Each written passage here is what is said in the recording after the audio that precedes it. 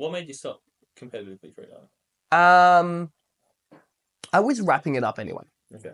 mentally, whether I knew it at the time or not. Because you Wh- hit what 106 meters at the Yeah, deepest. yeah. Was this like I need to get to 100 and then you No, kind of no, I wanted to be the deepest. I wanted to be the okay? best. And at the time, who was the deepest? What was At the that? time, it was Alexi still. Yeah, Okay. yeah, And what was? Do you remember the number? At the time, it was 126 because I Okay. was 20 meters away. Yeah. Yeah, so 126 was the world record, or 100. Yeah, yeah, or 128. So anyway, Okay. one of those.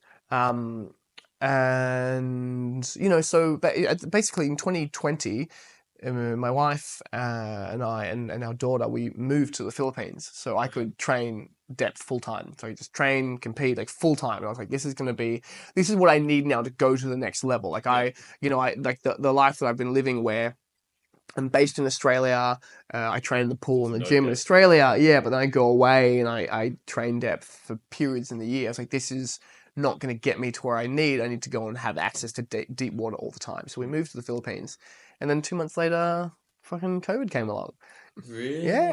and then we went back home, and I was like, what are we gonna do? We just moved overseas. Anyway, we went back to our house and started living life. And in the beginning, we were like, how long is it gonna last? A few weeks, we'll be out of lockdown, right? And then there's a few months, we'll be out of lockdown. And I was like, wow, this is really gonna go on for a long time. And then I realized that like then they're like, it's going to be years, and I was like, Yeah. shit. So we bought a farm. Yeah. Oh, so that's when you got this place. Yeah, not this place. We had another property down Okay. the Yeah. road. We bought a farm, a vacant lot, Yeah. and I built a tiny house, and we lived in it for 2 years.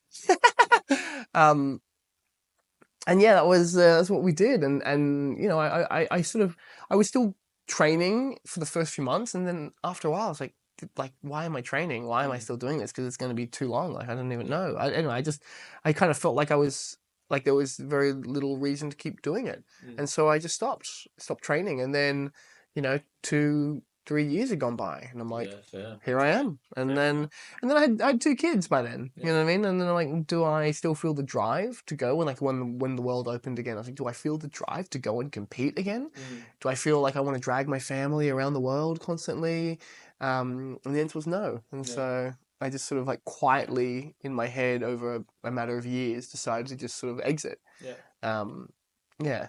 No, cool. And I think, at least what I've seen, because that's maybe a similar time when Mm, I got into it for the mm. first time, and certainly since I've been around, you've been doing the business side and the commercialization side, which Yes. obviously serves your family way better. Yes. Exactly. Oh, definitely. Definitely. Yeah. That's kind of clear.